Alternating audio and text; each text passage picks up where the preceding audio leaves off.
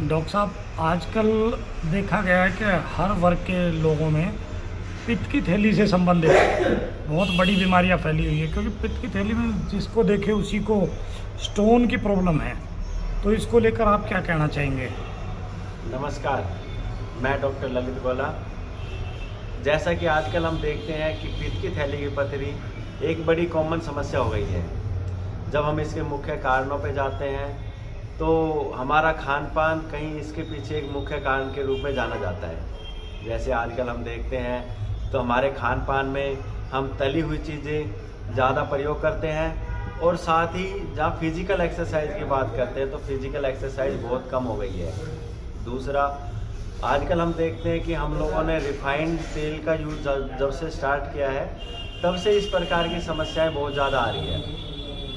क्योंकि आप जब रिफाइंड तेल का यूज़ करते हैं तो जो कि काफ़ी बार पक चुका हुआ तेल होता है और वो अच्छे से पच नहीं पाता है। क्योंकि जब हम पित्त की थैली की पथरी की बात करेंगे तो इसमें ज़्यादातर जो पथरी बनती है वो कोलेस्ट्रॉल की पथरी बनती है। कि हम लोग 70-80% जब हम पथरी के बारे में देखते हैं तो कोलेस्ट्रॉल की सबसे ज़्यादा बनती है। इसके अलावा बहुत सारे कंटेंट हैं, जैसे बिलिरुबिन है या अदर कंटेंट से भी पथरियाँ बनती है। लेकिन मुख्य रूप से जिसमें हमारे डेयरी प्रोडक्ट हैं, क्योंकि आजकल हम देखते हैं कि ज़्यादातर जो दूध है, बहुत सारा दूध हमारे को देखने को मिलता है कि नकली पाया जाता है। ठीक है, जिसकी नकली फैक्ट्रियाँ चलती है। हमारी सरकार जिसके पीछे काफ़ी जागरूकता अभियान भी चलाती है और समय समय पर छापेमारी करती है।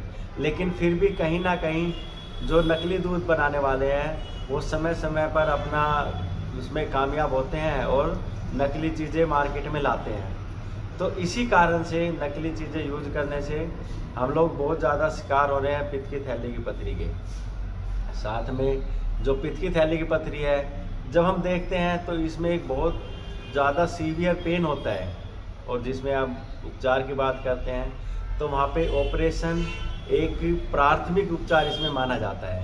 लेकिन एक इलेक्ट्रोपैथी चिकित्सा पद्धति, जो कि हमारी भारत की 5वीं चिकित्सा पद्धति के रूप में जानी जाती है और पूर्णतः हर्बल चिकित्सा पद्धति है, इसमें हम लोगों ने पाया है कि कम से कम 50% यानी कि मरीज ऐसे हमने देखे हैं कि जिसमें पथरी बिना ऑपरेशन के निकल जाती है।